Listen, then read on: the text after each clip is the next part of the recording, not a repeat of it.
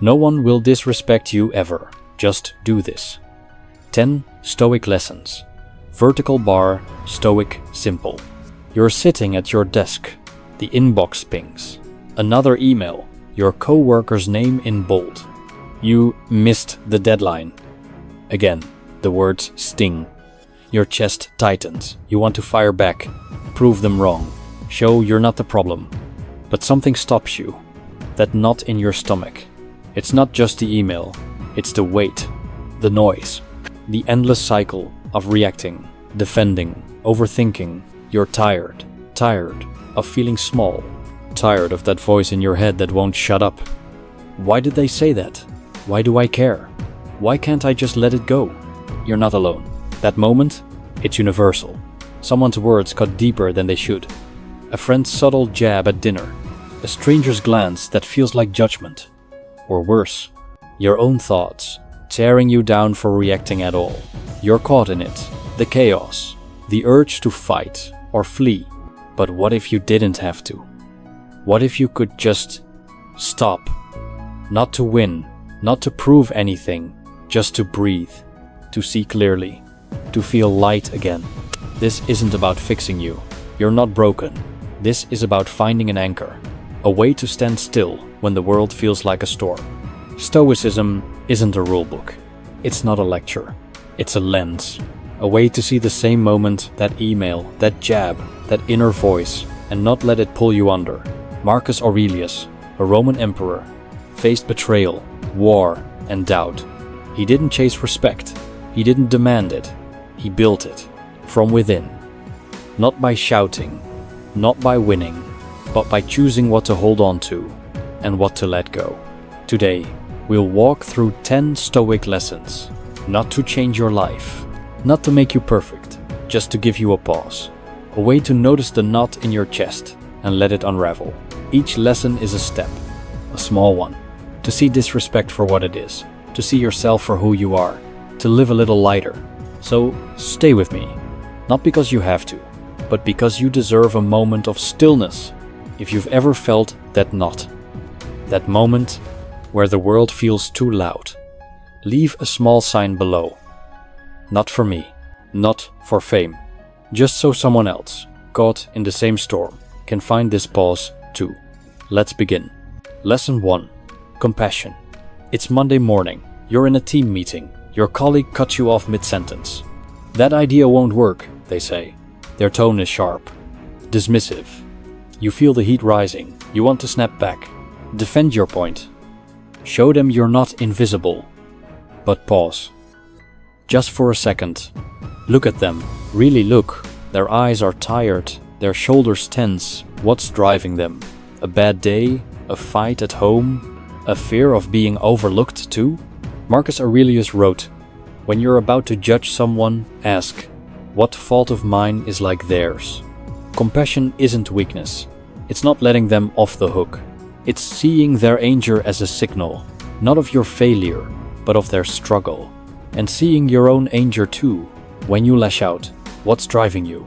Fear? Doubt? That same need to be seen?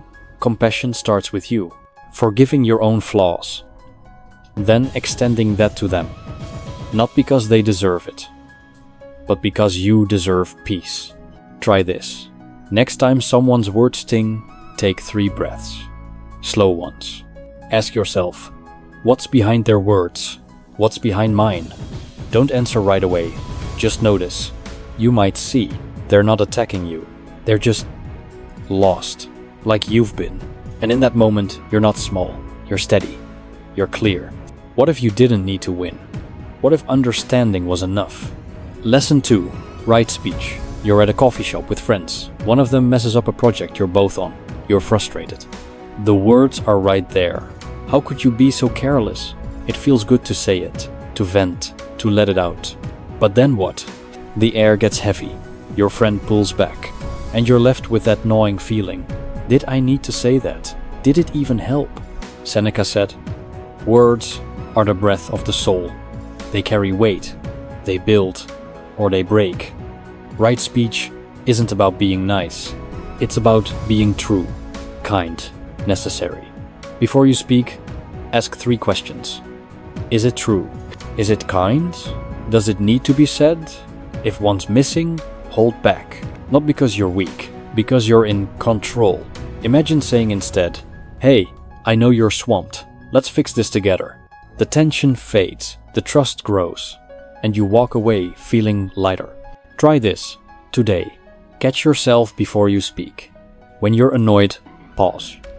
Run those 3 questions in your head. True? Kind? Necessary? If you can't check all 3, stay silent. Silence isn't defeat, it's power. It's choosing what matters. What if your words could build instead of burn?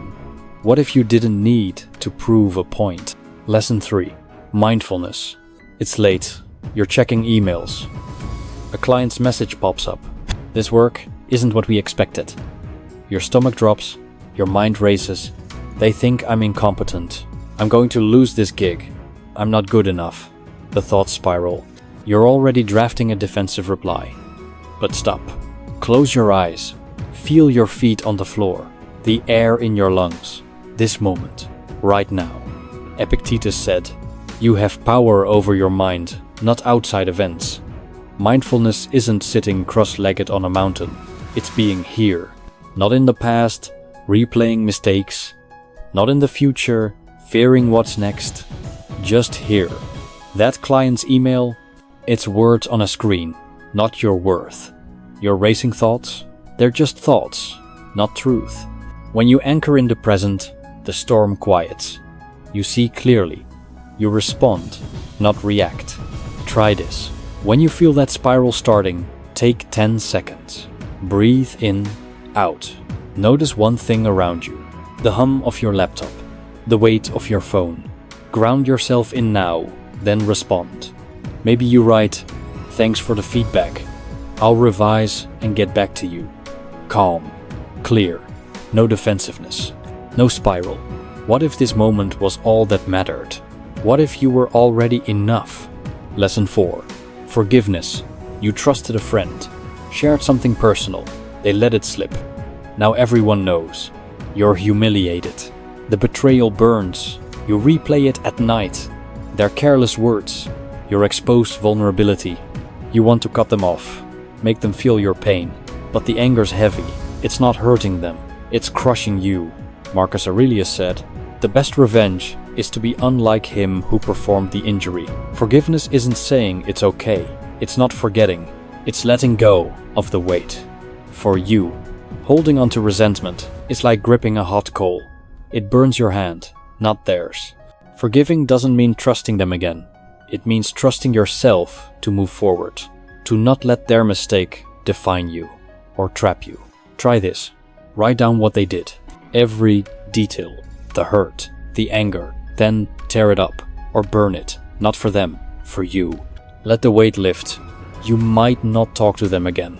That's okay. But you're free. Free to sleep without that replay. Free to live without that coal. What if holding on was heavier than letting go? What if you were stronger than their mistake? Lesson 5. Non-attachment. You poured months into a project. Late nights, endless revisions. You believed in it. Presented it with pride. Then the email comes. "We're going in a different direction." No explanation, just rejection. You feel gutted, like you failed. Like your work, your worth wasn't enough. The thoughts creep in. "I should have done more. I'm not cut out for this." Seneca said, "You must adapt yourself to all circumstances." Non-attachment isn't giving up. It's not caring less. It's caring about what you control. Your effort, your intent, not the outcome. You can't control their decision, their opinion, the world's applause. But you can control your response, your next step, your ability to keep going. Detach from the result and you're free. Free to try again, free to grow. Try this. When you're hit with disappointment, pause. Ask, what did I control? What can I do now? Focus there. Maybe you tweak the project. Maybe you start a new one. The rejection, it's just noise, not your truth. You keep moving, steady, clear. What if you didn't need the world to validate you? What if your effort was already enough? Lesson 6. Humility. You're in a brainstorming session. You share an idea. It's solid. You know it. Then a coworker jumps in, repeats your idea, louder. Everyone nods. They get the praise. You're invisible. The urge rises. Call them out. Claim what's yours. But the room moves on, and you're left fuming. Why don't they see me? Epictetus said, if you wish to improve, be content to be thought foolish. Humility isn't shrinking. It's not letting ego drive. It's knowing your value doesn't need a spotlight. That coworker, their need for credit isn't your loss. Your idea still shaped the room. Your work still matters. Humility is staying steady, contributing without demanding applause. It's quiet strength. Try this. When you're overlooked, pause, breathe, acknowledge their contribution silently. Then keep working. Your value isn't their nod, it's your effort, your growth. The next idea you share. Humility draws respect. Not loud, but deep. What if you didn't need their praise? What if you were already seen? Lesson 7. Patience. You've been grinding. Long hours, extra projects. You're up for a promotion. You've earned it. Then the meeting comes. We're not ready to move you up yet. No reason. Just a vague promise of soon. You feel cheated. Overlooked. The frustration builds. You want to push back. Demand answers. Walk away. Marcus Aurelius said, be like the cliff against which the waves crash. Patience isn't waiting passively. It's trust. Trust in time. In your path. That promotion, it's not your worth. It's just a moment. Rushing it, forcing it, only clouds your mind. Patience is staying clear, working steadily, letting time unfold. The cliff doesn't chase the waves. It stands. Try this. When you're frustrated, pause. Ask, can I wait one more day? Just one. Focus on what you can do now. A small task, a kind word. Keep moving. The delay isn't your failure. It's just time, and time reveals. What if you didn't need to force it? What if the path was already opening? Lesson 8. Kindness. You're on the subway. Someone bumps into you. No apology, just a glare. Your day's already rough. The urge is there. Snap back. Match their rudeness. Let them know they can't push you around. But then what? The moment passes, and you're left with that heavy feeling. Why did I let that get to me? Seneca said, kindness is the bond of humanity. It's not just for them. It's for you, a gift to your soul. Kindness doesn't mean being soft. It's choosing calm over chaos. It's seeing that strangers glare as their burden, not yours, and choosing to rise above. A nod, a step aside, a quiet act that keeps you light. Try this. Today, do one small act of kindness. Hold the door. Say, no problem, when you want to snap. Even to yourself. Forgive a mistake you made. Kindness ripples. It softens the world. And it softens you. What if kindness was your default? What if it was your strength? Lesson 9. Gratitude. It's been a long day. Deadlines, traffic, a fight with a friend. You're home. Exhausted. Your mind locks onto what went wrong. The missed opportunity. The harsh words. The weight of it all. It's easy to spiral. To feel like nothing's enough. Like you're not enough. Marcus Aurelius said, dwell on the beauty of life. Gratitude isn't ignoring the bad. It's seeing the good. The small things. The coffee that kept you going. The stranger who smiled. The fact that you're still here. Trying. Growing. Gratitude shifts your lens. It quiets the noise. It makes the heavy feel light. Try this. Tonight, name 3 things. Anything. A warm meal. A quiet moment. A memory that makes you smile. Write them down. Or just think them. Feel them. They're real. They're yours. What if you already had enough? What if this moment was a gift? Lesson 10. Self-reflection. You're at a bar. A friend makes a comment. It's small. A joke about your job. But it lands wrong. You laugh it off. Then snap back with something sharp. The table goes quiet. You regret it instantly. The drive home is worse. Replaying it. Beating yourself up. Why did I say that? Why can't I just stay calm? Epictetus said, "No man is free who is not master of himself." Self-reflection isn't judgment. It's a mirror, a chance to see, not to punish, to grow. That moment at the bar, it's not who you are, it's a signal, something to notice. Maybe you were tired. Maybe you felt unseen. Reflection lets you ask, what can I learn? How can I choose better? Try this. Tonight, take 5 minutes. Ask, what happened today?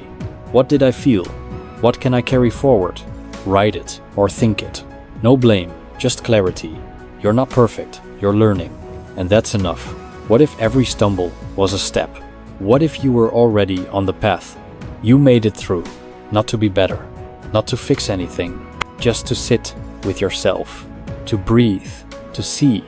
These lessons: compassion, speech, mindfulness, forgiveness, detachment, humility, patience, kindness, gratitude, reflection. They're not rules, they're anchors. Small ways to pause, to find stillness, to live lighter. The world will keep spinning, the noise will return, but you'll know where to stop, where to breathe, where to find you. If this helped you pause, even for a moment, maybe share it. Not for me, for someone else who needs this quiet too. Tomorrow, when the storm comes back, you'll know where to stand. Thank you for staying, for listening, for being here. Word count: 10-200 words.